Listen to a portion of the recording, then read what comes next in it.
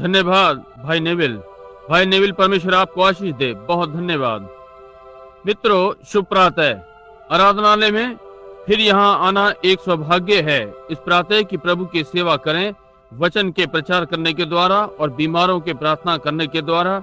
और इस दिन के लिए मैं बहुत आभारी हूँ। जैसे ही मैं भीतर आया मुझे आश्चर्य हुआ। मैं उस अयोग्य कोढ़ी के समान नहीं होना चाहता जो चंगा हो गया था। ये भाई राइट्स हैं।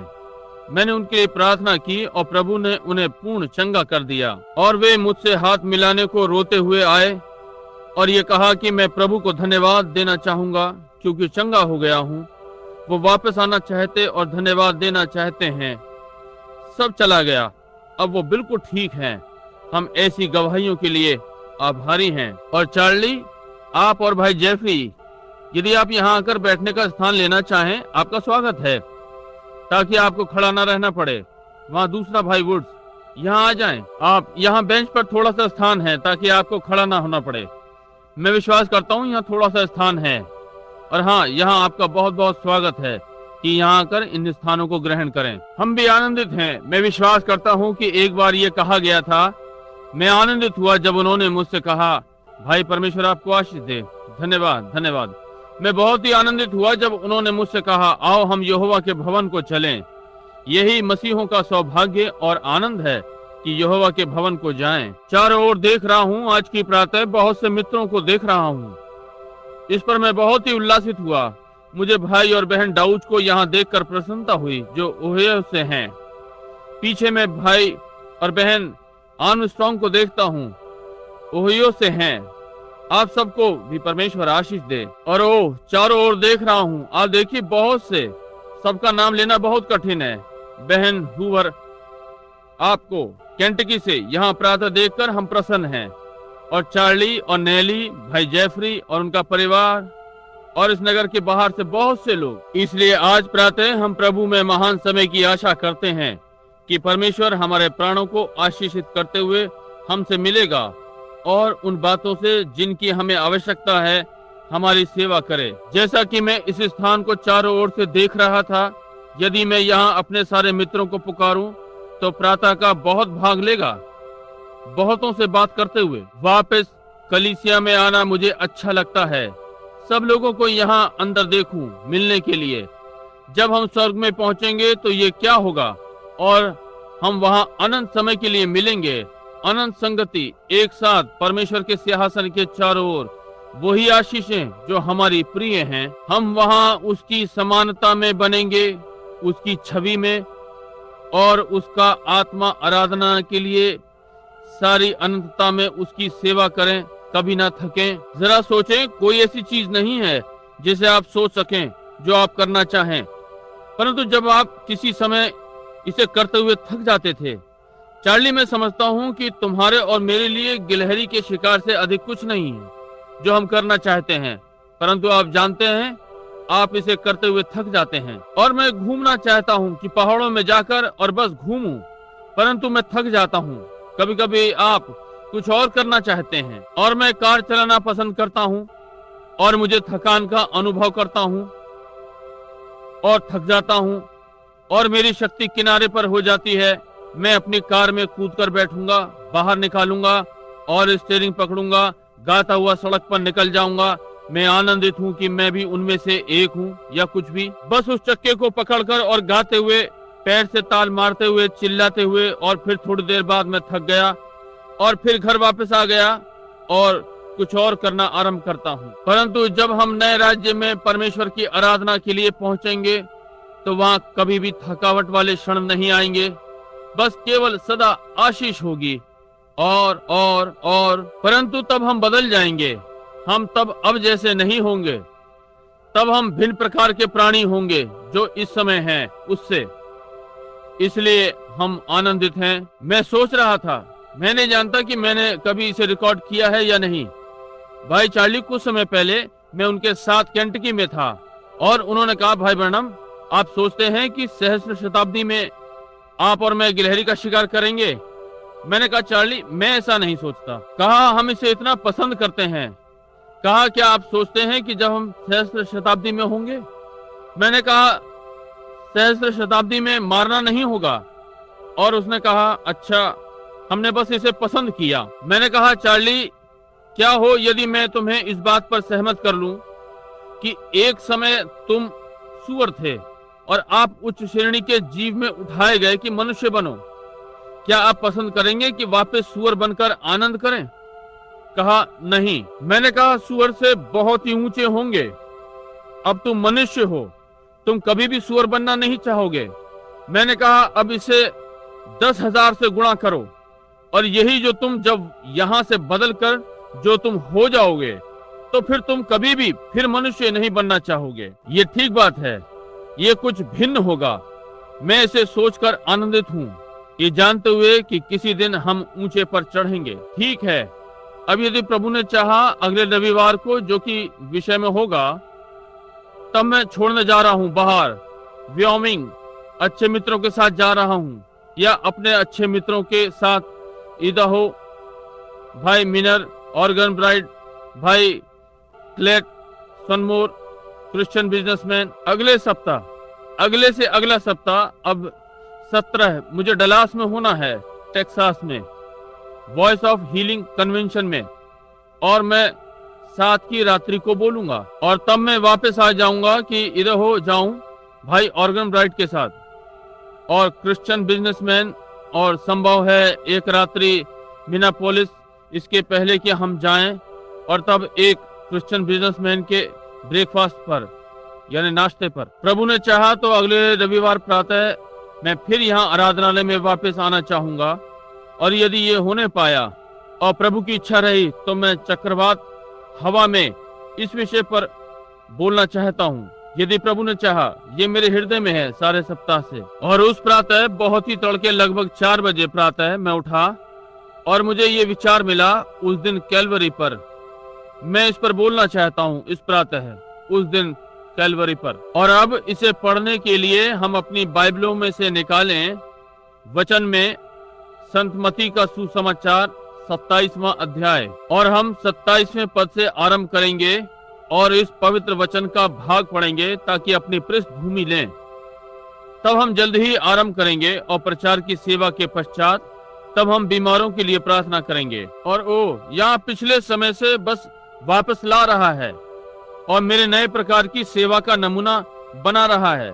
मेरी उस सभा से बहुत गवाहियां आई हैं बजाय किसी और के लंबे समय से। इस विषय में कुछ है, आपको संपर्क करना चाहिए उस व्यक्ति से, चाहे कितना भी अलौकिक दिखाया जाए, परंतु चंगाई व्यक्ति के विश्वास पर होती है। अब व्यक्ति के पास यदि विश्वास है और वे इस प्रकार देखते हैं कि पवित्र आत्मा भक्त मंडली के ऊपर जाता है और कहता है अमुक अमुक चीज घटित हुई है और आपका ये नाम है और आप अमुक अमुक स्थान से आए हैं और आपने ये किया है और ये इस प्रकार से होगा, और देखिए सब कुछ उसी प्रकार से घटित हुआ है, तब व्यक्ति जो वहां बैठा है देखकर कहना चाहिए कि ये तो परमेश्वर ही है, मैं अपनी चंगाई स्वीकार करता हूँ। परंतु बजाय इसके व्यक्ति ये कहता है मेरे ऊपर हाथों को रखें और मेरे लिए प्रार्थना करें, मैं चंगा हो जाऊंगा।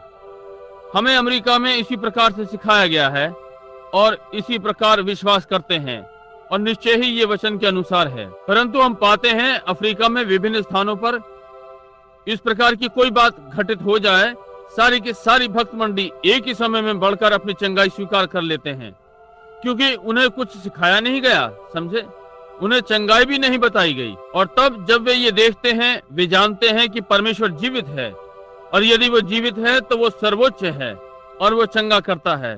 और यही है क्योंकि आधारभूत बातों ने पहले ही नींव रख दी है कि वो चंगा करने वाला है और लोगों को चंगा करता है। तब जब वे उसकी उपस्थिति को उसकी कलीसिया के द्वारा कार्य करते देखते हैं, तब वे कहते हैं ये तय हो गया, बस हमें इसी की आवश्यकता है।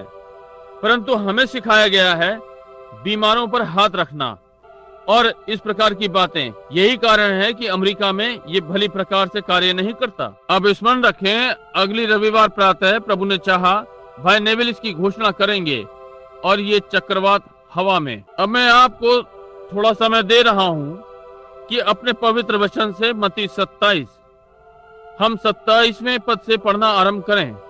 संत मत्ती का सुसमाचार अब पढ़ने को ध्यान पूर्वक सुने। तब हाकिम के सिपाहियों ने यीशु को किले में ले जाकर सारी पलटन उसके चारों ओर इकट्ठी की और उसके कपड़े उतारकर उसे किरमिजी बागा पहनाया और कांटों का मुकुट गूंथकर उसके सिर पर रखा और उसके दाहिने हाथ में सरकंडा दिया और उसके आगे घुटने टेक कर उसे ठट्टों में उड़ाने लगे कि हे यहूदियों के राजा नमस्कार, और उस पर थूका और वही सरकंडा लेकर उसके सिर पर मारने लगे। जब वे उसका ठट्टा कर चुके तो वो बागा उस पर से उतारकर फिर उसी के कपड़े उसे पहनाए और क्रूस पर चढ़ाने के लिए ले चले। बाहर जाते हुए उन्हें शमौन नाम एक कुरेनी मनुष्य मिला।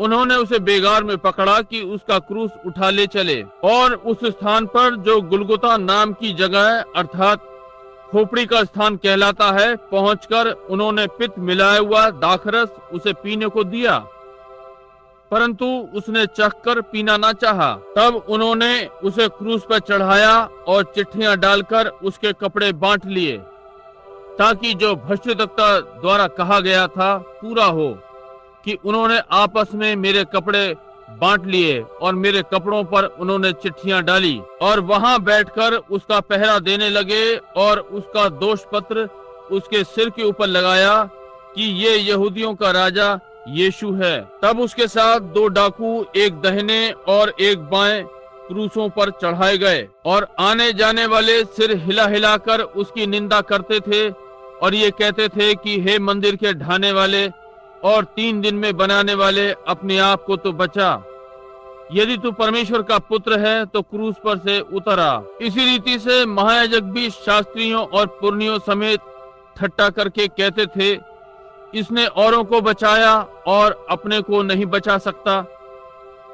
ये तो इजराइल का राजा है, अब क्रूस पर से उतर आए तो हम उस पर विश्वास करें। उसने परमेश्वर पर भरोसा रखा है।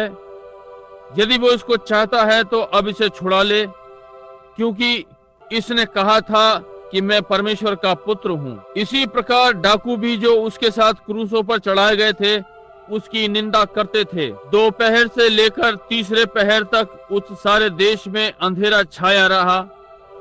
तीसरे पहर के निकट यीशु ने बड़े शब्द से पुकार के कहा, एली एली लमा शबक्तनी, अर्थात हे मेरे परमेश्वर तूने मुझे क्यों छोड़ दिया। जो वहां खड़े थे उनमें से कितनों ने ये सुनकर कहा, वो तो एलिया को पुकारता है। उनमें से एक तुरंत दौड़ा और स्पंज लेकर सिरके में डुबोया और सरकंडे पर रखकर उसे चुसाया, और उन्हें कहा, रह जाओ, देखें एलिया उसे बचाने आता है कि नहीं। तब यीशु ने बड़े शब्द से चिल्लाकर प्राण छोड़ दिए, और देखो मंदिर का पर्दा ऊपर से नीचे तक फटकर 2 टुकड़े हो गया, और धरती डोल गई और चट्टानें तड़क गईं और कब्रें खुल गईं, और सोए हुए पवित्र लोगों की बहुत सी लोथें जी उठी, और उसके जी उठने के बाद वे कब्रों में से निकलकर पवित्र नगर में गए और बहुतों को दिखाई दिए। तब सूबेदार और जो उसके साथ यीशु का पहरा दे रहे थे भूईडोल और जो कुछ हुआ था देखकर अत्यंत डर गए और कहा, सचमुच ये परमेश्वर का पुत्र था। आइए एक क्षण के लिए हम अपने सिरों को प्रार्थना में झुकाएं। प्रभु, हम जानते हैं कि तू परमेश्वर है, और ये इस पावन और पवित्र वचन को पढ़ने के बाद हम अब भी आपके स्वभाव को देख सकते हैं कि वो नहीं बदला। आप सदा ही परमेश्वर हैं, और यहाँ ऐसा प्रतीत होता है कि यीशु की कोई सहायता होने वाली नहीं, जैसे कि वो दुष्ट हाथों में था और टुकड़े टुकड़े किया गया और उस पर थूका गया और ठट्टा उड़ाया और क्रूस पर लटक रहा था, लहू बह रहा था, मर रहा था। और ऐसा प्रतीत होता है कि कोई सहायता नहीं है, कहीं नहीं, यहाँ तक कि वो स्वयं चिल्लाया भी, मेरे परमेश्वर तूने मुझे क्यों छोड़ दिया। परंतु आप उस क्षण में कार्य करते हैं कि जब कुछ और कार्य नहीं कर सकता। प्रभु, हमें बताया गया है, यदि कोई नदी जिसे हम पार नहीं कर सकते, यदि हमारे पास कोई पहाड़ जिसे हम पार नहीं कर सकते, परमेश्वर इन कार्यों को करने में विशेषज्ञ है जो दूसरे नहीं कर सकते। आप कार्य करने में एक विशेषज्ञ हैं, क्योंकि आपको उस कैलवरी के दिन का कारण मालूम था। आप परमेश्वर होने के कारण अनंत हैं, जानते थे कि ये घड़ी आनी ही है। परंतु जब ये पूरा हो गया तब आपने दिखाया कि आप परमेश्वर थे। आपने दिखा दिया कि कौन स्वामी था। आपने पृथ्वी को हिला दिया और संत लोग जो पृथ्वी में सोए हुए थे बाहर आ गए। आपने सूर्य को रात की कालिक में बदल दिया।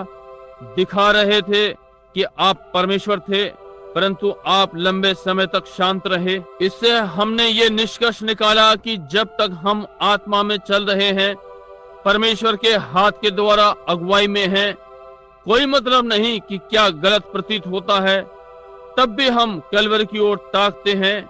परमेश्वर सही घड़ी में बोलेगा, सही समय में। अब पिता परमेश्वर, हम अपने पापों की क्षमा मांगते हैं और अपने अपराधों की हम आपके आत्मा को मार्गदर्शन के लिए मांगते हैं। हमारा मार्गदर्शन करें जैसे पंडुकी मेमने का मार्गदर्शन करती है। चाहे हमें जो हो, हम आज्ञाकारी रहें कि परमेश्वर सब अच्छा करता है और जानते हैं कि सब ठीक हो जाएगा। आज इस सेवा में हमारे साथ हों।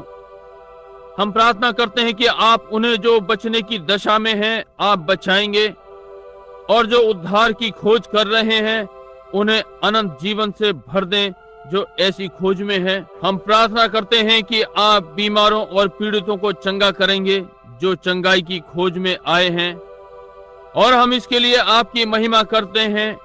हम ये आपके पुत्र के नाम में मांगते हैं, हमारा बचाने वाला यीशु मसीह के नाम में, आमीन। इस प्रातः बोलते हुए हम आपका ध्यान इस मूल पाठ पर जो मैंने बोलने के लिए चुना है आकर्षित करना चाहता हूँ। उस दिन कैलवरी पर ऐसा प्रतीत होता है कि ये थोड़ा समय से हटकर है। ये तो गुड फ्राइडे पर होना चाहिए। कैलवरी हर दिन स्मरण की जानी चाहिए। हमने इस विषय में इतना सुना है, इतना इस विषय में पढ़ा है। समय के आरंभ से प्रचारकों ने प्रचार किया है, गाने वालों ने युगों से इसे गाया है, भविष्यद्वक्ताओं ने 4000 वर्ष पहले इसे घटित होने से पहले बता दिया था, और आज के भविष्यद्वक्ताओं ने पीछे संकेत किया जब ये घटित हुआ। ये एक ऐसा विशेष दिन है, ये उन सारे दिनों में से जो परमेश्वर ने पृथ्वी पर होने दिए उनमें से एक विशेष दिन है। और यदि कैलवरी मानव जाति के लिए इतनी विशेष है, मैं सोचता हूँ कि हमारे लिए यह अच्छा होगा कि हम पीछे जाकर इसका निरीक्षण करें और देखें कि इसका हमारे लिए क्या अर्थ है। क्योंकि मैं निश्चित हूँ इस अंत की घड़ी जिसमें हम जी रहे हैं, हम परमेश्वर की हर विशेषता को खोज रहे हैं जो हम जान सकते हैं, और वो सब जो हम पा सकते हैं। हम ये सीखने के लिए यहाँ पर हैं कि देखें हमारे लिए क्या है और परमेश्वर ने हमारे लिए क्या किया है, और देखें कि उसने हमारे लिए क्या करने की प्रतिज्ञा की है। और इसीलिए हम आराधनालय में आते हैं, इसीलिए प्रचारक प्रचार करता है, इसी कारण वो पवित्र वचन का अध्ययन और ध्यान करता है और प्रेरणा के लिए खोजता है, क्योंकि वो परमेश्वर के लोगों का जन सेवक है और वो कुछ ढूंढने का यत्न कर रहा है जो कि परमेश्वर अपने लोगों से कहेगा, कुछ जिससे उनकी सहायता होगी। संभव है ये उनके पापों में उन्हें दोषी ठहराए, परंतु ऊपर उठने में उनकी सहायता करेगा ताकि वे अपने पापों को छोड़ दें और फिर प्रभु की सेवा करने के लिए उठ खड़े हों। और सेवक गणों को इन बातों की खोज करनी चाहिए। और ये दिन इतना विशेष है, महान दिनों में से एक। हम इसमें 3 विभिन्न बातें देखें जो ये दिन हमारे लिए अर्थ रखता है। हम सैकड़ों ले सकते थे, परंतु इस प्रातः मैंने 3 विभिन्न जबरदस्त बातें चुनी हैं जिन्हें हम देखना चाहते हैं अगले क्षणों में कैलवरी का हमसे क्या मतलब है। और मैं प्रार्थना करता हूं कि हर पापी जो यहाँ उपस्थित है उसे दोषी ठहराए, और ये हर संत को उसके घुटनों पर ले आएगा कि हर बीमार व्यक्ति का विश्वास परमेश्वर की ओर उठाए और चंगा होकर जाए। प्रत्येक पापी बचाया हुआ, हर पिछड़ा हुआ वापस आए और स्वयं में लज्जित हो और हर संत आनंद करे और नई पकड़ और नई आशा पाए। एक महान विशेष बात जो कैलवरी हमारे लिए अर्थ रखती है और संसार के लिए, इसने पाप के प्रश्न को सदा के लिए तय कर दिया। मनुष्य पाप का दोषी पाया गया था और पाप का दंड कोई मनुष्य नहीं चुका सका। दंड इतना महान था कि कोई भी इस दंड का भुगतान नहीं कर सका। मैं सही में विश्वास करता हूँ कि परमेश्वर ने इसे ऐसे ही ठहराया कि दंड इतना भारी हो कि मनुष्य इसका भुगतान ना कर सके, ताकि वो इसे स्वयं कर सके। अब पाप का दंड मृत्यु है और हम सब पाप में जन्मे, अपराधों में पालन हुआ, संसार में झूठ बोलते हुए आए। इसलिए हम में से कोई भी योग्य न था, यानी पृथ्वी पर कोई भी योग्य न मिला। और पाप पृथ्वी पर आरंभ नहीं हुआ, पाप स्वर्ग में हुआ।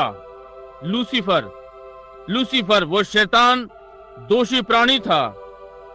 आज्ञा उल्लंघन के कारण इसके पहले उसने कभी भी पृथ्वी पर आक्रमण नहीं किया था। पाप स्वर्ग में आरंभ हुआ, जहां परमेश्वर ने स्वर्गदूतों को रखा था, और आदि उसी आधार पर उसने मनुष्य जाति को रखा। ज्ञान का पेड़, जीवन का पेड़ और ज्ञान का पेड़, जहां मनुष्य अपना चुनाव कर सकता है। और जब लूसीफर को अपने चुनाव का पूर्ण स्वामित्व दिया गया था, वो परमेश्वर से कुछ और अच्छा चाहता था, जिससे कि परेशानी आरंभ हो गई। और पाप की एक शर्त थी, मृत्यु शर्त थी, मृत्यु दंड था। और ये हम इसकी महान व्याख्या में जा सकते हैं। मैं विश्वास नहीं करता कि परंतु एक मृत्यु है, एक जीवन है। मैं विश्वास करता हूँ एक मनुष्य जिसके पास अनंत जीवन है वो कभी नहीं मर सकता। मैं विश्वास करता हूँ जो प्राण पाप करता है वो पूर्णतः समाप्त हो जाता है, क्योंकि बाइबल ने कहा है जो प्राण पाप करेगा वो निश्चय ही मरेगा, न कि मनुष्य वो प्राण जो पाप करेगा। इसलिए शैतान की मृत्यु निश्चित है, पूर्णतः नष्ट हो गया। मैं कैसे विश्ववादों से सहमत नहीं जो कहते हैं शैतान बचा लिया जाएगा। उसने पाप किया और वो पाप का स्रोत है, और उसके प्राण ने पाप किया, और वो एक आत्मा था। वो आत्मा पूर्णतः नष्ट हो जाएगी कि उसमें से कुछ भी ना बचे। और जब पाप ने वहां पीछे पृथ्वी पर काली चादर के समान आक्रमण किया जो कि स्वर्ग से गिर रही थी, इसने यथार्थ में पृथ्वी को अशक्त कर दिया। इसने पृथ्वी के हर जीव को फेंक दिया और परमेश्वर की सारी सृष्टि को बंधुआ कर दिया। मनुष्य मृत्यु, बीमारी, परेशानी, दुख के बंधन में था। सारी प्रकृति इसके साथ गिर गई। पाप अवचेतन करने वाला था जिसने पृथ्वी को वास्तव में अशक्त कर दिया। और तब हम यहाँ पर स्थिर किए गए, आशा रहित, क्योंकि पृथ्वी का हर प्राणी इसकी अधीनता में था। हर जो पृथ्वी पर जन्मा इसके अधीन था। इसलिए इसे किसी ऐसे स्थान से आना था जहां पर पाप न था। ये पृथ्वी से नहीं आ सकता था। हम में से कोई दूसरे को नहीं छुड़ा सकता था। इसे तो कहीं और से आना था। इसलिए जब मनुष्य ने अनुभव किया कि वो अपने परमेश्वर से अलग हो गया है, तो वो भटकने वाला हो गया। वे रोए, वे चिल्लाए, उन्होंने संघर्ष किया। वे भटकते फिरे पहाड़ों और रेगिस्तानों में, उस नगर को ढूंढते रहे जिसका रचने और बनाने वाला परमेश्वर था, क्योंकि वो जानता था कि यदि वो कभी परमेश्वर की उपस्थिति में आएगा तो वो इस पर उससे बातें कर सकेगा। परंतु वापस आने का कोई मार्ग नहीं था। वो भटक गया था। वो नहीं जानता था कि किस मार्ग पर जाए। इसलिए उसने बस भटकना ही लिया। वापस जाने का मार्ग ढूंढने का यत्न किया कि वहीं वापस पहुंचे। किसी चीज ने उसे अंदर से बताया कि वो सिद्ध स्थान से आया है। यहाँ इस दिखने वाली भक्त मंडली में आज प्रातः कोई मनुष्य नहीं है, या टेप सुनने वाली भक्त मंडली में जहाँ ये समस्त संसार में जाएगा वहाँ कोई भी नहीं था, या कहीं भी जो केवल सिद्धता को खोजता। आप सोचते हैं कि आपने अपने कर्जों का भुगतान कर दिया है। ये इसे तय करेगा। जब आपने अपने कर्ज उतार दिए तो फिर कोई आपके परिवार में बीमार पड़ गया। जब बीमारी ठीक हुई तब तुम्हारे पास भुगतान करने को और देनदारी हो गई। पहली बात जो आप जानते हैं कि आपके बाल सफेद हो रहे हैं और तब आप फिर युवा होना चाहते हैं, और कुछ है जो हर समय निरंतर और पाप की तरंग के कारण, परंतु आप अपने हृदय में, क्योंकि आप उसकी खोज में हैं, ये दर्शाता है कि कहीं सिद्धता है, कहीं कोई चीज है। यही कारण है कि बहुत सी बार आज पापी अब भी भटक रहा है। एक सुंदर युवा लड़की लोकप्रिय होने के लिए अपने बालों की लटों को काटती है, अपना चेहरा रंगती है ताकि सुंदर दिखे, और अपने शारीरिक रूप को दिखाने के लिए कपड़े पहनती है, क्योंकि केवल यही है जो वो ढूंढ सकी। कहीं कुछ ढूंढने का यत्न किया कि अपने आपे में वापस आ जाए, तब वो एक पुरुष से अपने ऊपर सीटी बजवाती है। वो उसे हाथ हिलाता है, उसे हाव भाव दिखाता है। युवा लोग स्त्री के साथ यही करेंगे ताकि वो उसे आकर्षित कर सकें। पड़ोसी अपना घर बनाएगा, उसे इस प्रकार से बनाएगा कि अपने पड़ोसी से अधिक अच्छा दिखाई पड़े। ये हर समय हम कुछ ढूंढते रहते हैं और कुछ इसके ऊपर चलता रहता है। एक युवा महिला दूसरी वाली महिला को अपने से अधिक लोकप्रिय पाती है। पड़ोसी देखता है कि एक घर उससे अधिक अच्छा दिखाई पड़ता है। एक महिला दूसरी को एक विशेष वेशभूषा में पाती है, वो उससे अधिक अच्छी दिखाई पड़ती है। हम में कुछ है जो किसी को ढूंढ रहा है, और ये दर्शाता है कि हम खोए हुए हैं। हम कुछ ऐसा पाना चाहते हैं जो हमें उस संतुष्टि तक ले जाएगा, वो अंदर की भूख को मिटा देगा, परंतु ऐसा प्रतीत होता है हम इसे नहीं पा सकते। मनुष्य जाति ने युगों से प्रयास किया है, वे इसके लिए रोए, वे चिल्लाए, और उन्होंने सब कुछ किया जो वे करना जानते थे कि कैसे करें, तब भी वे नहीं ढूंढ पाए। सारे संसार में भटक रहे हैं। अंत में एक दिन, वो कैलवरी का दिन था, एक था जो महिमा से उतरकर नीचे आया, जिसका नाम यीशु मसीह था, परमेश्वर का पुत्र जो महिमा से आया, और कैलवरी तैयार की गई। वो दिन था कि मूल्य का भुगतान किया गया और पाप का प्रश्न सदा के लिए तय हो गया, और इस बात के लिए मार्ग खोल दिया जिसके लिए हम भूखे और प्यासे थे। ये संतोष के स्थान को ले आया। कोई मनुष्य नहीं है जो कभी किसी समय कलवरी पर गया हो और उसे वैसे ही देखा हो जिस प्रकार से वो थी, जो सदा एक सी रह सकती है। हर चीज जिसकी उसने कभी इच्छा की हो या प्रतीक्षा की हो मिल गई जब वो उस स्थान पर पहुंचता है। ये इतना विशेष दिन है और ऐसी विशेष बात है, इसने संसार को हिला दिया। इसने संसार को इस प्रकार से हिलाया जैसे कभी पहले नहीं हिलाया गया। जब यीशु कलवरी पर मरा और पाप के प्रश्न का भुगतान कर दिया, ये पाप भरा संसार अंधकार में था, सूर्य दिन के बीच में डूब गया और एक अधीर दंडवत था, और चट्टानें हिली, पहाड़ फट गए और मरी हुई देहें कब्र से बाहर निकल आईं। इसने क्या किया? परमेश्वर ने स्वयं को कलवरी पर शून्य कर दिया। उसने इस पशु को सदा के लिए घायल कर दिया जो शैतान कहलाता है, और तब से वो और निर्दयी हो गया, क्योंकि ये मनुष्य जाति के लिए ज्योति लाया। और कोई भी जानता है कि घायल पशु निर्दयी हो जाता है और चारों ओर अपनी टूटी कमर में खिचड़ता रहता है। अब शैतान कैलवरी पर हरा दिया गया था। पृथ्वी ने सिद्ध किया कि ये था महानतम मूल्य जो कभी भुगतान किया गया। केवल एक ही था जो भुगतान कर सका, आकर कैलवरी पर कर दिया, वहीं जहां महान मूल्य का भुगतान किया गया था। यही वे बातें हैं जो परमेश्वर की मांग थी।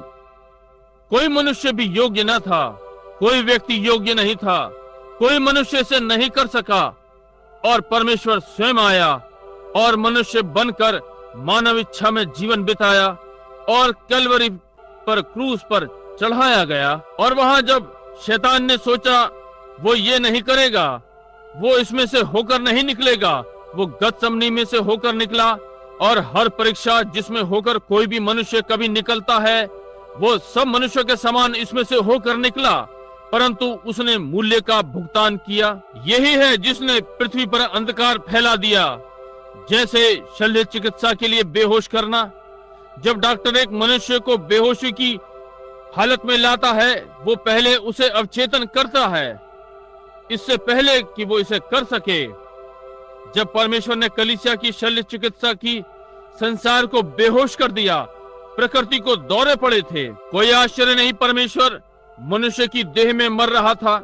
यही वो घड़ी थी जिसकी संसार प्रतीक्षा कर रहा था। अब भी बहुत से इसे नहीं जानते, जैसे कि आज है। बहुत सौ ने इन बातों की प्रतीक्षा की और तब भी वे उन्हें नहीं पहचानते। वे इसका अनुभव नहीं करते। वे अब भी आनंद ढूंढने का यत्न कर रहे हैं और संसार की चीजें अपना मार्ग ढूंढने का यत्न कर रहे हैं। वो बहुत सारे चिन्हों के स्थान थे जिन्होंने उस दिन की ओर संकेत किया। बहुत सी महान पूर्व छायाएं, ये मेमने और पशुओं के द्वारा, पंडुकियों के द्वारा इसकी पूर्व छाया आई थी और ये सारी बातें, परंतु फिर भी ये इसे नहीं तोड़ सका। ये मृत्यु की पकड़ को तोड़ नहीं सका, जबकि पृथ्वी शैतान की थी। वही चट्टानें जिन पर कभी वो चला, पृथ्वी पर ऊपर नीचे गंधक जल रही थी। लूसीफर भोर का पुत्र था और वो पृथ्वी पर चला जब ये ज्वालामुखी के समान जल रही थी।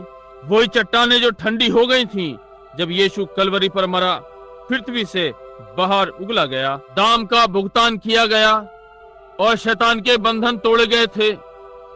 परमेश्वर ने इसे मनुष्य के हाथों में कर दिया, वही ले आया जिसकी वो प्रतीक्षा कर रहा था।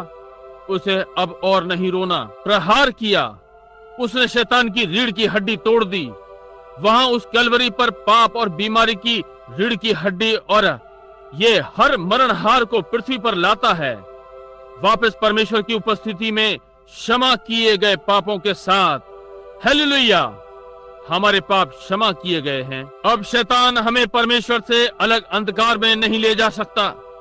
वहां एक राजमार्ग बना है, वहां टेलीफोन है, एक संपर्क तार महिमा में प्रत्येक को इस तार के पास पहुंच में लाता है। यदि एक मनुष्य पाप से भरा है, ये उसे केंद्र से जोड़ती है। उसकी इन पापों की क्षमा हो सकती है। केवल इतना ही नहीं, परंतु उस पाप का भुगतान कर दिया गया है। ओ, आपको ये नहीं कहना कि मैं योग्य नहीं हूँ। निश्चय ही आप नहीं हैं। आप कभी नहीं हो सकेंगे, परंतु योग्य ने आपका स्थान ले लिया। आप स्वतंत्र हैं। अब आपको और नहीं भटकना।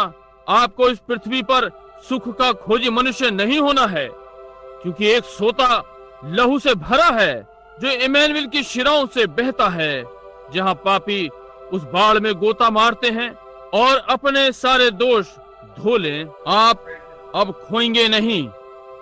वहां एक राजमार्ग है और मार्ग है, और ये पवित्रताई का मार्ग कहलाता है। पापी इस पर से होकर नहीं चलने पाएंगे, क्योंकि वो पहले उस सोते में से होकर आया है और तब वो राजमार्ग पर प्रवेश करता है। उसने शैतान की शक्तियों को तोड़ दिया है। उसने नरक के कैद खाने के दरवाजों को खोल दिया हर मनुष्य के लिए जो इस पृथ्वी पर बंद था, कैद खानों में भयभीत था। जब वो मरेगा तो मृत्यु उसके लिए क्या करेगी? कलवरी पर उसने उन कैद खानों के दरवाजों को खोल दिया ताकि हर कैदी स्वतंत्र हो जाए। आपको अब पाप से और अधिक अंतर्द्वंद में नहीं जाना पड़ता। आपको अब और अपने शरीर के अंगों को उसे देना नहीं पड़ता। शराब पीना, धूम्रपान करना, जुआ खेलना, झूठ बोलना, आप ईमानदार हो सकते हैं, धर्मी और सीधे, और शैतान इस विषय में कुछ नहीं कर सकता, क्योंकि आपने वो रेखा पकड़ ली है, एक जीवन रेखा जिसका लंगर युगों की चट्टान में है। आपको इससे कोई नहीं हिला सकता। इसे कोई हवा नहीं हिला सकती, कोई नहीं, कुछ नहीं। ना कि स्वयं मृत्यु भी हमें परमेश्वर के प्रेम से अलग नहीं कर सकती, जो कि मसीह यीशु में है। कलवरी का यही अर्थ है। मनुष्य जो बंधुआई में थे स्वतंत्र हो गए। मनुष्य एक समय मृत्यु के भय में थे, अब मृत्यु से नहीं डरते। एक मनुष्य जो उस नगर की प्रतीक्षा कर रहा था जिसका बनाने और रचने वाला परमेश्वर है, वो राजमार्ग पर जा सकता है और अपना मुल्क स्वर्ग की ओर रखता है, क्योंकि वो स्वतंत्र है। हालेलुया, वो छुड़ा लिया गया है। उसे अब आवश्यकता नहीं है कि वो इधर उधर भटके, क्योंकि अब ये जानने के लिए एक मार्ग कि आप गलत हैं या नहीं, परमेश्वर ने हमें जीवन दिया। हमारे पाप समाप्त हो चुके हैं। उस दिन कलवरी पर दाम चुका दिया गया है। जब हम ये सब देखते हैं, कोई आश्चर्य नहीं कि कवि ने लिखा, बीच से फटी हुई चट्टानें और अंधकार भरा आकाश, मेरे बचाने वाले ने अपना सिर झुकाया और मर गया। खुले हुए पर्दे ने मार्ग दिखाया, स्वर्ग का आनंद और अनंत दिन। अब्राहम को अब और नहीं भटकना, राष्ट्र में इधर उधर एक नगर को ढूंढ रहा है। पापी को अब और नहीं भटकना है, चाहे वो बच सके या नहीं। बीमार व्यक्ति को इधर उधर नहीं भटकना है, चाहे वो चंगा हो सकता है या नहीं। वो खुला हुआ पर्दा उस कलवरी के दिन संपूर्ण जय का मार्ग दर्शाता है। परमेश्वर अपने आत्मा की सामर्थ्य हमें देता है कि इन सब बातों पर जय प्राप्त करते हुए जिएं। हमसे केवल इसका विश्वास करने को कहता है। ये कैलवरी के दिन में घटित हुआ। इस प्रकार का दिन कभी नहीं हुआ, ना ही ऐसा कभी होगा। अब इसकी आवश्यकता नहीं है। दाम चुकाया गया है, हम छुड़ाए गए हैं। परमेश्वर का धन्यवाद हो कि हम छुड़ा लिए गए। अब आपको और नहीं भटकना है, अब और अनुमान नहीं लगाने हैं। ये सब ले लिया गया है, वो पर्दा वापस हटा दिया गया है और हम राजमार्ग पर हैं, ताकि और इधर उधर ना भटकें, परंतु केवल विश्वास करें और सीधे आगे बढ़ते रहें। हम सीधे परमेश्वर की उपस्थिति में जाते हैं। अब्राहम और दूसरे जानते थे, जबकि वे नगर को ढूंढ रहे थे, वे जानते थे कि वे कहीं से हैं। कुछ घटित हुआ, वे अशक्त पृथ्वी पर रह रहे थे। भूचाल और तूफान आते हैं, लड़ाइयां, हत्याएं। भेड़िया और मेमना एक दूसरे को खा रहे हैं, यानी भेड़िया मेमने को खाता है, सिंह बैल को खाता है। ये ठीक नहीं लगता, कुछ गड़बड़ है। वो जानता था कि कुछ गड़बड़ है। मनुष्य भाई को घात करता है, पिता पुत्र को और पुत्र पिता को घात करता है।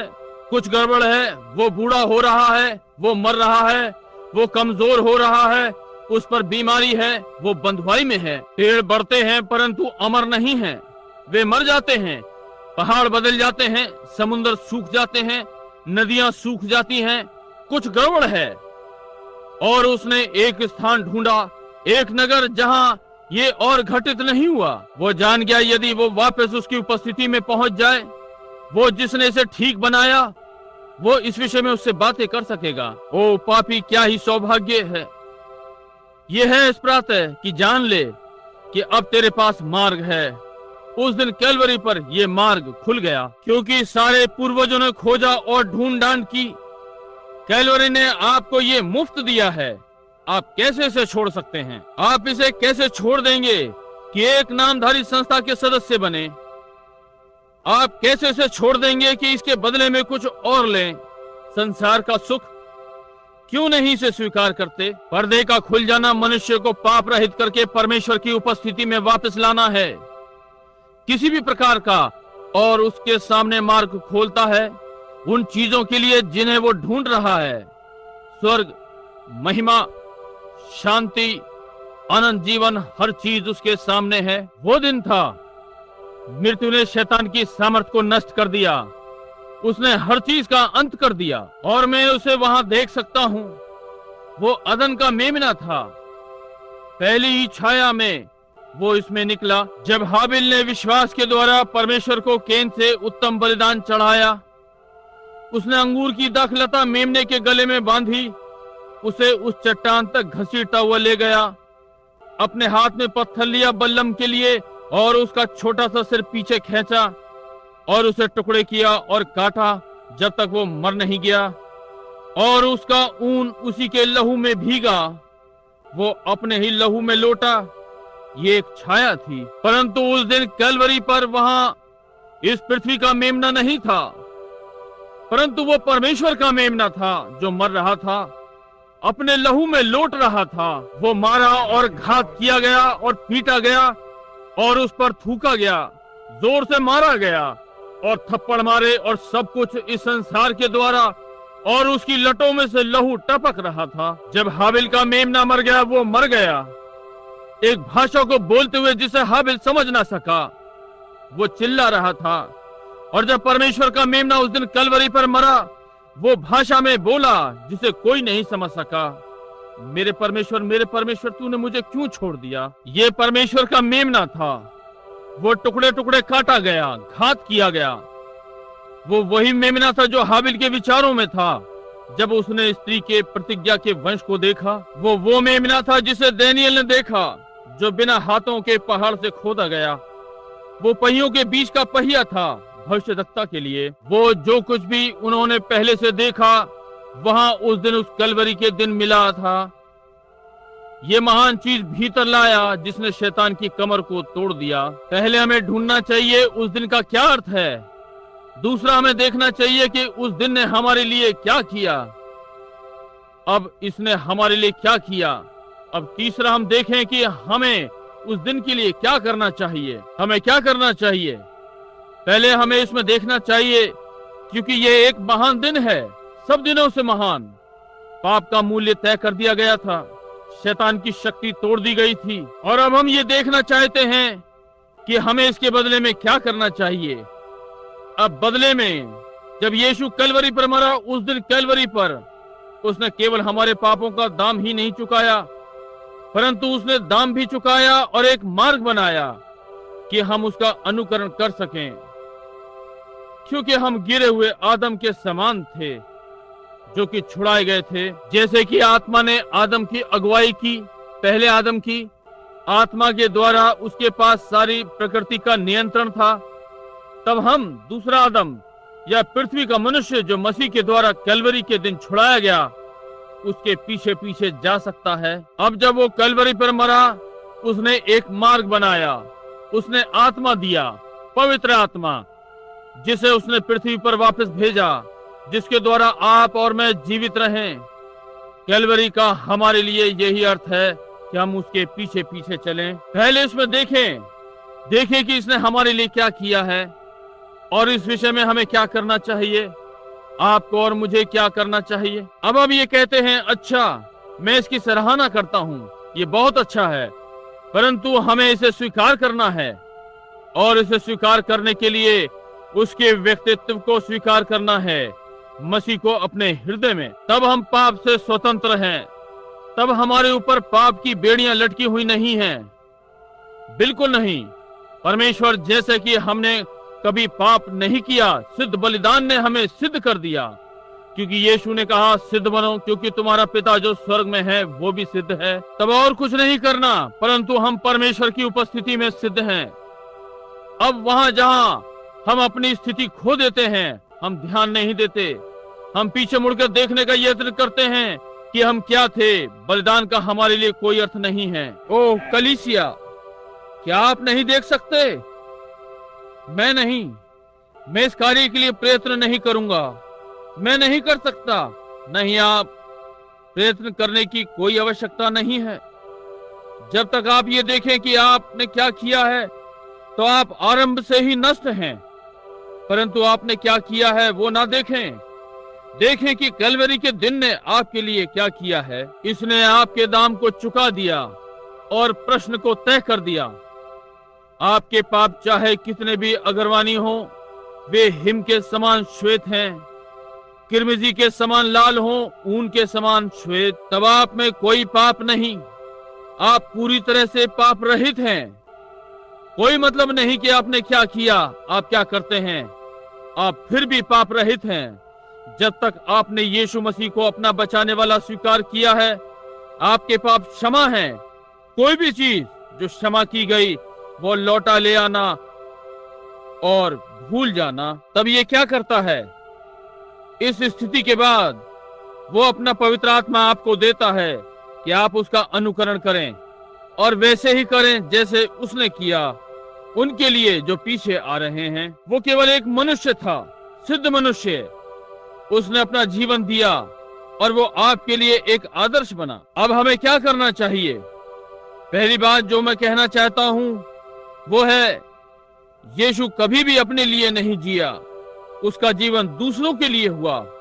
यह सिद्ध अनंत जीवन है। जब आप कहते हैं कि आप कलीसिया में जाते हैं, आप अच्छे कार्य करते हैं, यह अच्छी बात है, परंतु जब आप अपना जीवन स्वयं के लिए जीते हैं तो आप में अनंत जीवन नहीं है। अनंत जीवन दूसरों के लिए जीना है। जब वह परमेश्वर के मेमने में आया, उसने ये सिद्ध कर दिया, वो जीवित रहा और उसमें अनंत जीवन था, क्योंकि वो अपने लिए जीवित नहीं रहा, वो दूसरों के लिए जीवित रहा। और आप जब उस दिन को स्वीकार करते हैं, आप अनंत जीवन पाते हैं।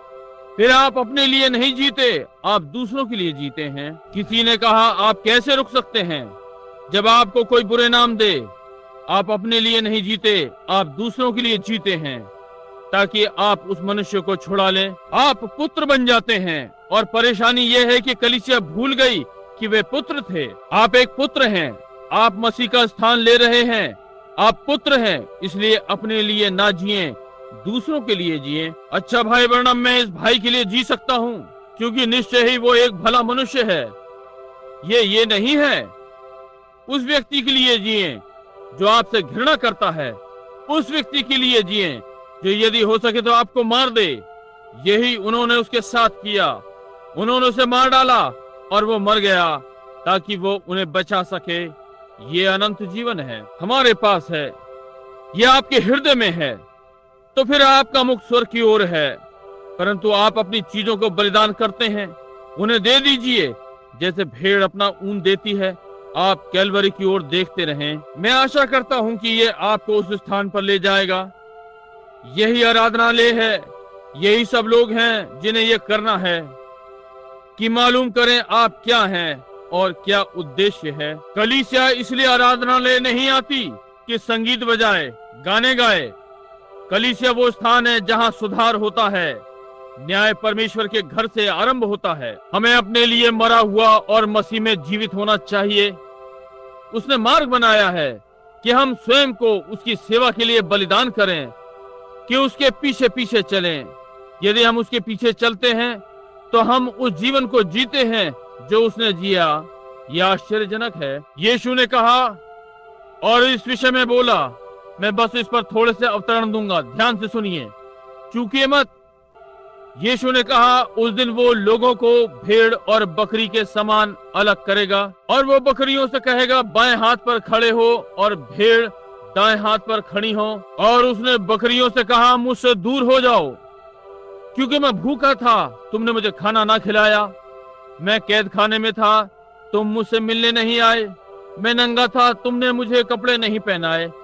मैं प्यासा था, तुमने मुझे पानी ना पिलाया। मैं बीमार था, तुम मुझसे मिलने नहीं आए। मुझसे दूर हो जाओ। और भेड़ों से उसने कहा, मैं भूखा था, तुमने मुझे खाना खिलाया। मैं नंगा था, तुमने मुझे कपड़े पहनाए। मैं बीमार था, तुमने मेरी सेवा की। और ध्यान दें, कलीसिया से समझने में ना चूके, इसे अपने हृदय में रखें सदा के लिए। ये इतने अनजाने में किया गया था कि लोगों ने इसे कर्तव्य समझकर नहीं किया। एक व्यक्ति ने आपको कुछ इसलिए दिया कि उसे ये करना चाहिए। एक व्यक्ति जो आपको खाना खिलाता है क्योंकि उसे ये करना चाहिए, उसका इसमें अपने लाभ का विचार है। यह आपका जीवन होना चाहिए, आपका ये कार्य। भेड़ के लिए ये इतना आश्चर्यजनक था कि उन्होंने कहा, कब प्रभु, आप कब भूखे थे और हम आपको खाना नहीं खिलाएंगे? आप कब भूखे थे और हमने आपको खाना खिलाया? आप कब नंगे थे कि हमने वस्त्र पहनाए? आप कब प्यासे थे कि आपको पानी पिलाया? आप कब बीमार थे और आपकी सेवा की? ये तो अपने आप प्रेम से, बस आपका जीवन उनमें रहा। परमेश्वर लोग देखें कि कैलवरी ने हमारे लिए क्या किया। इतने अपने आप से। प्रभु आप कब थे? हमने कभी नहीं जाना। देखिए यीशु ने घूमकर क्या कहा, तुमने मेरे इन छोटे से छोटों के संग किया, वो तुमने मेरे साथ किया। बिना स्वार्थ का जीवन, कोई दूसरा विचार नहीं, इस विषय में नहीं सोचते। परंतु आप संसार के लिए इतने मर गए हैं और मसीह में इतने जीवित हैं और राजमार्ग पर ऐसे चल रहे हैं कि ये चीजें स्वतः ही हो गईं, बस आपने कर दिया। ये नहीं कह रहे हैं, अच्छा प्रभु चाहता है कि मैं ये करूं। मैं ऐसा नहीं, बस आप उसका भाग हैं, उसका आत्मा आपके ऊपर है और आप उसी प्रकार से कार्य करते हैं जैसे उसने किए। ओ समझे क्या? एक मार्ग ऐसा है जो मनुष्य को ठीक जान पड़ता है, परंतु उसके अंत में मृत्यु होती है। वे सब नहीं जो हे प्रभु कहते हैं प्रवेश करेंगे, परंतु वे जो मेरे पिता की इच्छा पूरी करते हैं अपने हृदय से, स्वतंत्रता से। अब उस दिन कलवरी पर दाम चुका दिया गया, इसलिए हम वैसे ही हो सकते हैं। ये नहीं कहते। आप जानते हैं कि वो विधवा जॉन, एक बार उसके पास कोयला समाप्त हो गया था, मैं गया और मैंने उसे कोयला खरीद कर दिया। मैं आपको बताता हूँ, मैंने देखा भाई को सूट की आवश्यकता है और मैंने जाकर सूट का कपड़ा खरीदा और उसे दिया। प्रभु धन्य है, मैं मसीही हूँ। ओ प्रभु, आप स्वार्थी, बेचारे निर्धन लोग, आप ढोंगी हैं। दाएं हाथ को ना पता लगने दें कि बायां हाथ क्या कर रहा है, और ना बाएं को पता लगे कि दायां क्या कर रहा है। आप अपने आप से मसीह में इतने मर गए हैं कि जो भी है आप करते हैं, ये आपका स्वभाव है, ये आपकी बनावट है। जो भी है आप ये करते हैं। ये तो आपके भीतर एक जीवन है जो जीता है। आप पूर्णतः उस आत्मा को समर्पित हैं और ये स्वयं ही आप में जीवित है। ओ, आप उस धन्य आत्मा को अनुभव करते हैं। वो जीवन मैं नहीं जो जीता हूँ, पौलुस ने कहा, परंतु मसीह मुझ में जीवित है। बस अपने आप से। अच्छा भाई ब्रैनम, मैं आपको बताता हूँ, अब यहाँ पर मसीही हैं, हम इन लोगों की सहायता करते हैं, हम इन लोगों की सहायता करते हैं। ओ प्रभु, लज्जा की बात है। ये मसीहत नहीं है। मसीहत तो स्वतः ही आती है, ये होना ही है, और आप सब कुछ भूल जाते हैं। मैं नहीं हूँ, जाओ इसे करो। मसीह ने अपना सारा जीवन परमेश्वर को समर्पित कर दिया था। उसने स्वयं को एक जनसेवक की नाई दे दिया। उसने अपना जीवन मुफ्त दिया। उसे ये करना नहीं था। उसने ये कुड़ते हुए नहीं किया। उसने ये नहीं कहा, अब भाइयों, अब आप सबको इस विषय में सोचना चाहिए, क्योंकि मैं आप लोगों के लिए मरने आया हूं। उसने इस विषय में एक भी शब्द नहीं कहा। वो मर गया क्योंकि परमेश्वर उसमें था। ये परमेश्वर आप में है, ये परमेश्वर मुझ में है, जो हम एक दूसरे को देखते हैं। भेड़ एक और, उनमें से एक कहेगा, अच्छा प्रभु मैंने ये किया और प्रभु मैंने ये किया। उसने कहा, तुम अधर्म के कार्य करने वालों, मुझसे दूर हो जाओ, मैंने तो तुम्हें कभी नहीं जाना। यदि कलीसिया इन आधारभूत बातों पर आ सकती है कि ये वो नहीं जो आप करने का यत्न करते हैं, आप स्वयं से ये करते हैं, ये कुछ है जो आपके भीतर जन्मा है। मेरे पेंतिकोस्तल मित्रों, मुझे क्षमा करना, मैं पेंतिकोस्तल हूँ, परंतु मेरे पेंतिकोस्तल भाई एक ऐसे स्थान पर आ गए हैं जहाँ बहुत सारा तेज संगीत होना ही चाहिए। कुछ ढोल बज रहे हैं या तालियां बज रही हैं या खंजड़ी की चिल्लाहट उत्पन्न करें, ये केवल भावावेश है। युद्ध में जाने से पहले वो ढोल बजाते हैं, वे लोगों को युद्ध के आवेश में ले आते हैं।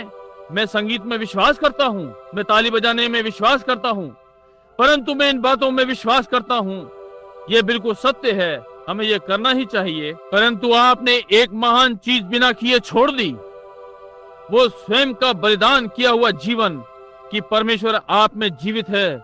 जो ठीक है आप अपने आप से ही करते हैं, क्योंकि ये ठीक है, बस बढ़ रहे हैं, इस विषय में कुछ भी नहीं सोचते, बस इसे जी रहे हैं। तब आप देखिए कि क्या घटित हो रहा है। आप नहीं करते, आप राजमार्ग पर चल रहे हैं। कलवरी ने आपके लिए यही किया है। उस राजमार्ग पर उस दिन आपके लिए खुल गया। अब स्मरण रखें कि आप आधी बकरी और आधी भेड़ नहीं हो सकते, वे नहीं मिलेंगी, नहीं। अब बहुत सारे लोग हैं जो कहते हैं, हाँ आप जानते हैं क्या, हमारे झुंड में एक ऐसी संस्था है, हम निर्धनों की सहायता करते हैं, हम ये करते हैं। ये ठीक बात है, परंतु इस विषय में आपका अपना भोंपू स्वयं बज रहा है। आप ये ना करें, आप अपना दान गुप्त में दें, यीशु ने कहा है। बस स्वतः ही कुछ में होता है, इससे अधिक नहीं कि आप जाकर पानी पीने का पानी ला रहे हैं, आप प्यासे हैं।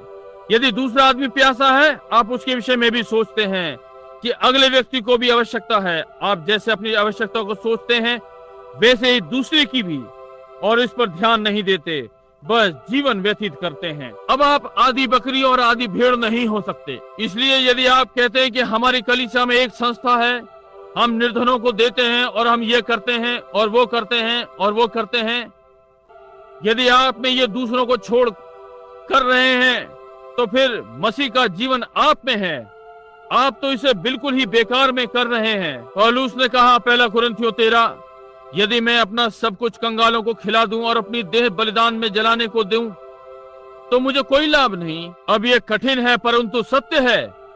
आपको इस वास्तविकता पर आना ही होगा। पहचाने कि कलवरी ने आपके लिए क्या किया है। हम इसकी ओर देखकर कहते हैं, ओ हाँ, ये बहुत अच्छा है। ये ऐसा नहीं है। यदि परमेश्वर का वो पुत्र उसे कलवरी पर क्रूस पर चढ़ने के लिए जाना पड़ा तो हर पुत्र जो आता है उसे कलवरी पर जाना चाहिए। उसके पास भी कलवरी होनी चाहिए।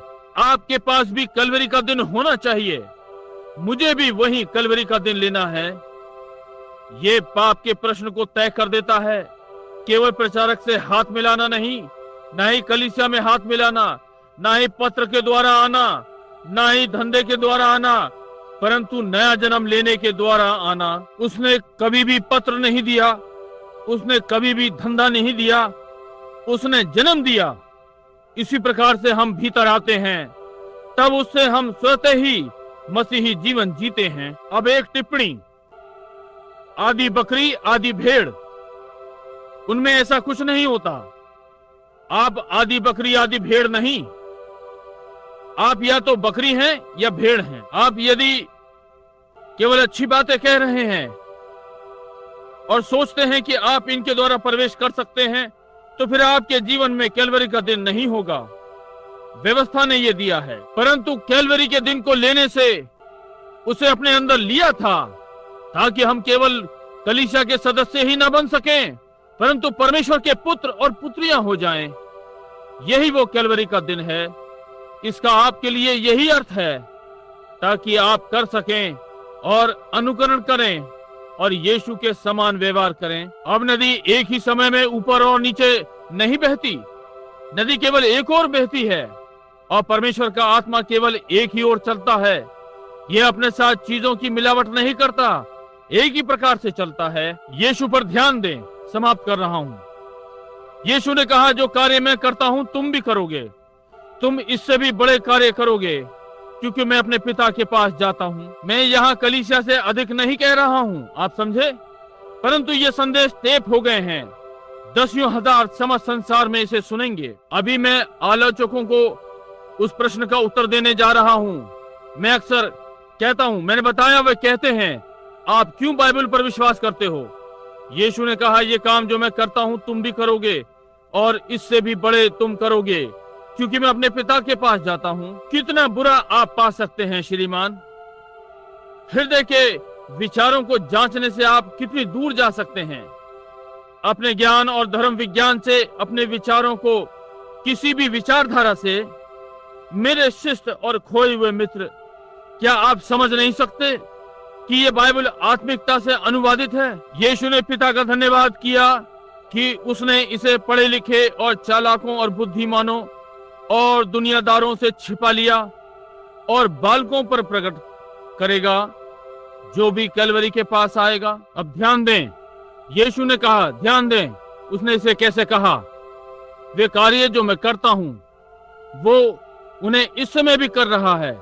वे कार्य जो मैं अब कर रहा हूं, बीमारों को चंगा करना, मरे हुओं को जीवित करना, अंधों की आंखें खोलना, इन कामों को तुम भी करोगे।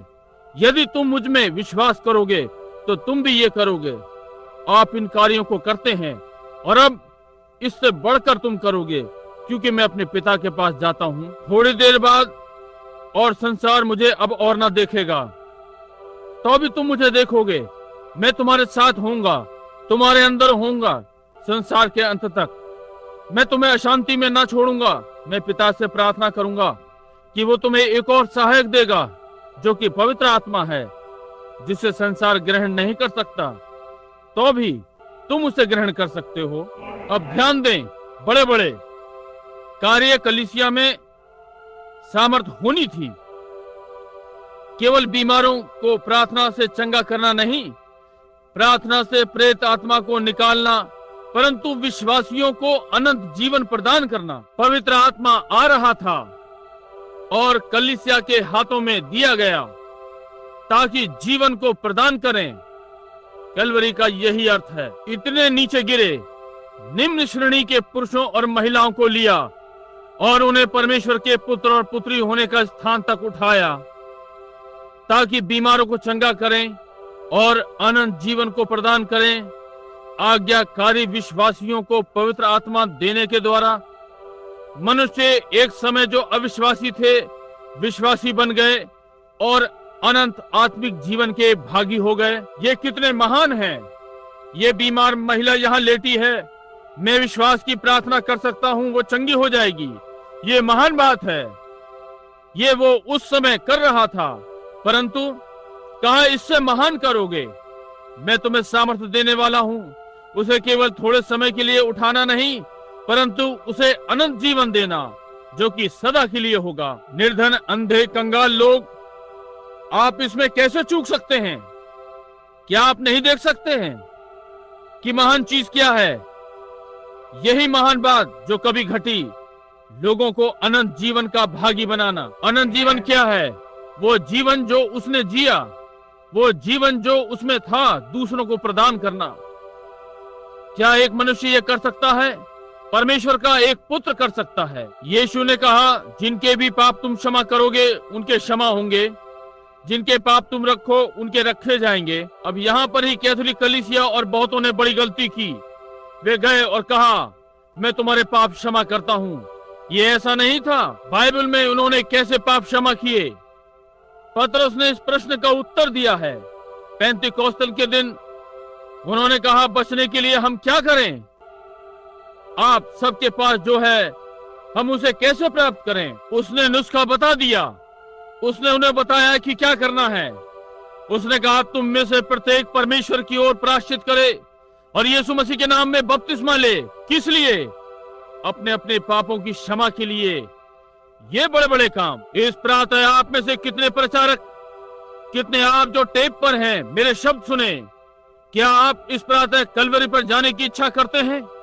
और देखिए कि परमेश्वर ने आपके लिए क्या किया है, और अपने नामधारी के मतसार को छोड़ दें और सुसमाचार प्रचार करें। हालेलुया! अब यह आपके ऊपर है, आप इसके साथ क्या करने जा रहे हैं, क्योंकि प्रायश्चित और पापों की क्षमा उसी के नाम से सारे संसार में प्रचार किया जाएगा, यरूशलेम से आरंभ करके। हालेलुया! महिमा हो, आप इसी स्थान पर हैं। कैलवरी का आपके लिए क्या अर्थ है? वो दिन आपके लिए क्या करेगा? क्या इसने आपको किसी धर्म विज्ञान से भर दिया है? क्या आपको इसने अकड़ से भर दिया है, या क्या इसने आपको मसीही बना दिया है? बिक गए। हालेलुया! पाप क्षमा कर दिए। तुम इससे भी बड़े बड़े काम करोगे।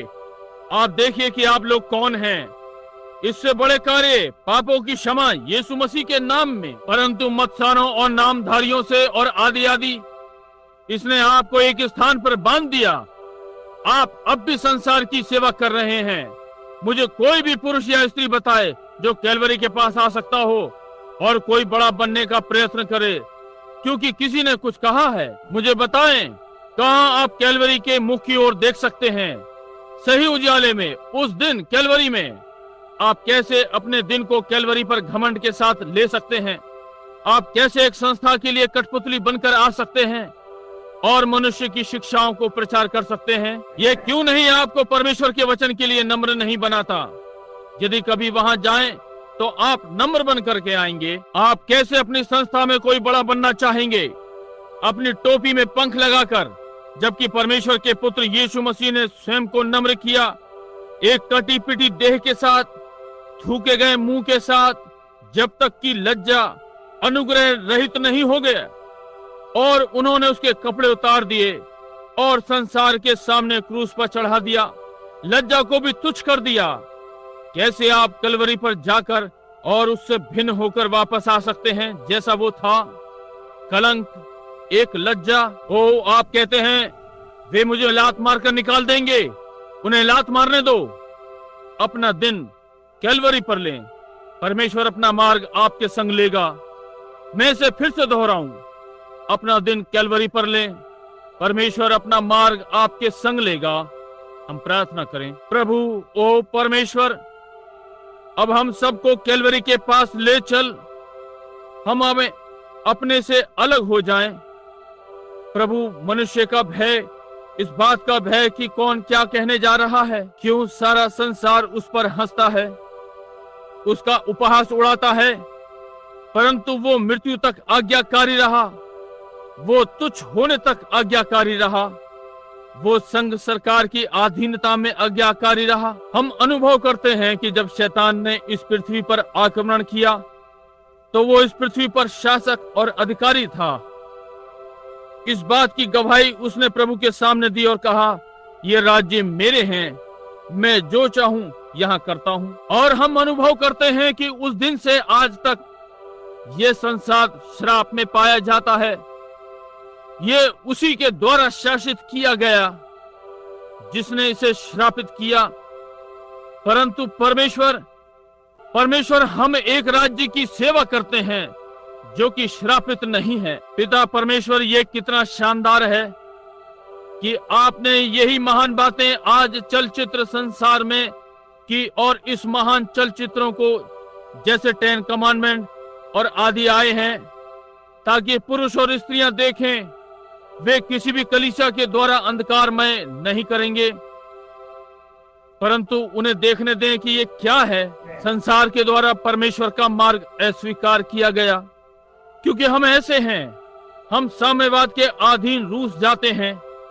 हम इस संसार में हैं, परंतु हम इस संसार के नहीं। हम कैलवरी पर चले गए, हमने परमेश्वर के राज्य के लिए स्वयं को क्रूस पर चढ़ा दिया कि उसके हो जाएं। कोई मतलब नहीं कि संसार क्या कहता है।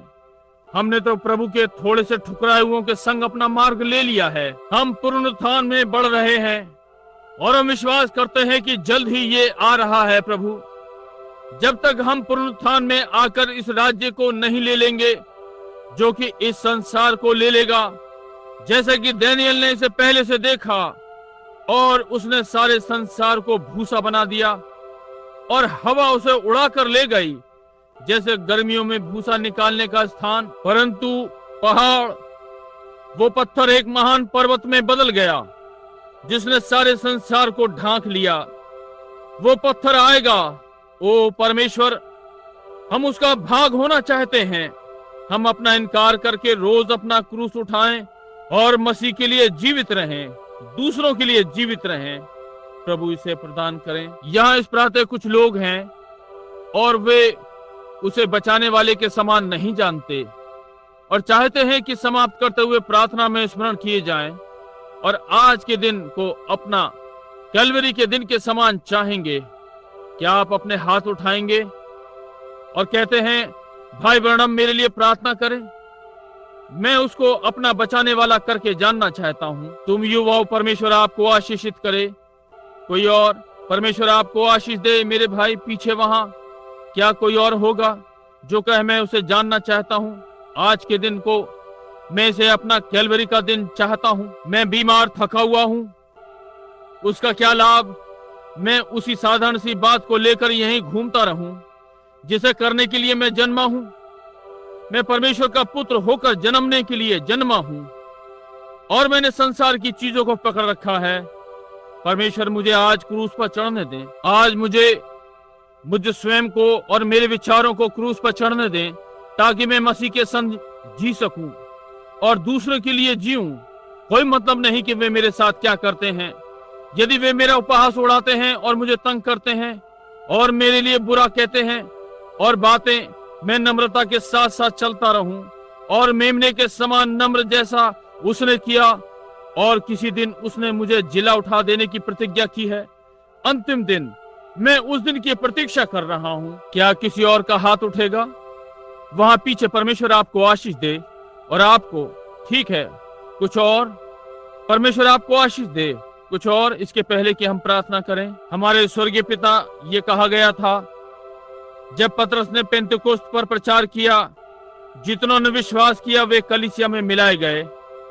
उन्होंने अपने पूरे हृदयों में सच्चाई से विश्वास किया। ये लोग जिन्होंने अपने हाथ उठाए हैं, मैं विश्वास करता हूं कि इन्होंने अपने संपूर्ण हृदय से विश्वास किया, और यदि इन्होंने किया है तो यहाँ पर पानी का तालाब उनकी प्रतीक्षा कर रहा है।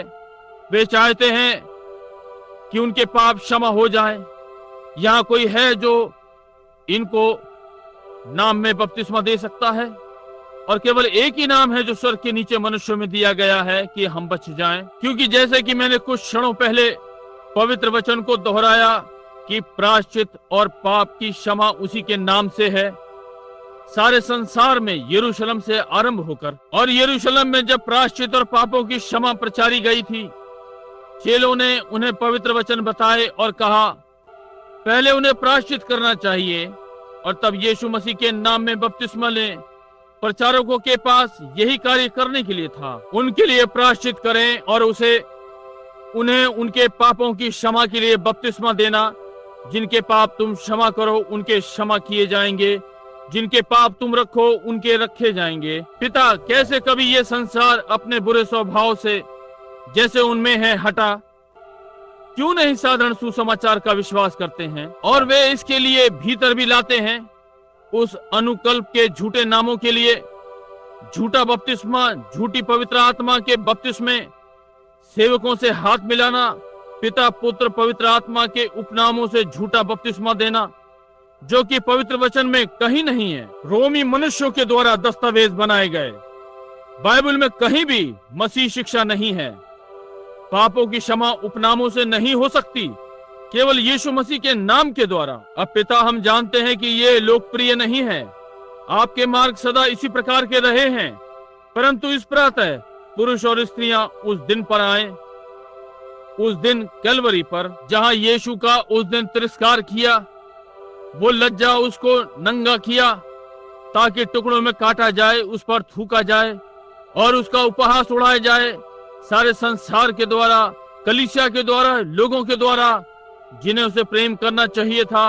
और तब भी इस सब में उसने अपना मुख नहीं खोला और उन लोगों के लिए जाकर मर गया, उन लोगों के लिए जो उसका उपहास उड़ा रहे थे। परमेश्वर इस प्रातः हमें कलवरी पर ले चले और यदि वे कहते हैं हम पागल हैं, वे कहते हैं हमारे पास एक गलत वचन है, वे जो भी कहना चाहते हैं परमेश्वर, वे परमेश्वर की उपस्थिति में खड़े नहीं हो सकते और कहते हैं ये गलत है। वे बाइबल से अपने पाप नहीं ढांप सकते।